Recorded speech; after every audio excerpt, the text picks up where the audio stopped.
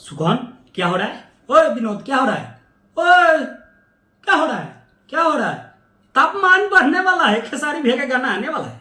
तो दोस्तों आपको मैं बता दूं कि सारेगामा भोजपुरी ने बहुत ही बड़ी गाना की अनाउंसमेंट किया है, क्योंकि एक रील बना हुआ है खेसारी भैया के गाना का कि खेसारी भैया का वेट चल रहा है, तापमान बढ़ने वाला है और गर्मी चढ़ने वाला है। तो क्या हो रहा है?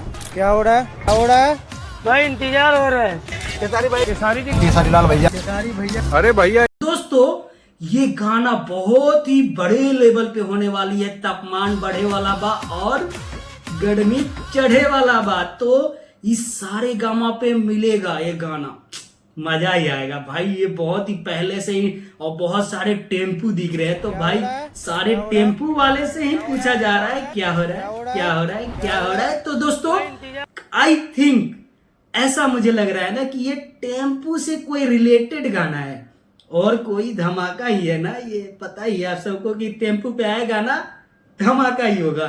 तो दोस्तों मिलते हैं गाने के साथ। मेरे चैनल पे आए हो तो मेरे चैनल को सब्सक्राइब करें और बेल आइकन पर प्रेस करें ताकि आपके पास पहले वीडियो जाए, पहले देखिए। तब तक के लिए बाय बाय, मिलते हैं नेक्स्ट वीडियो।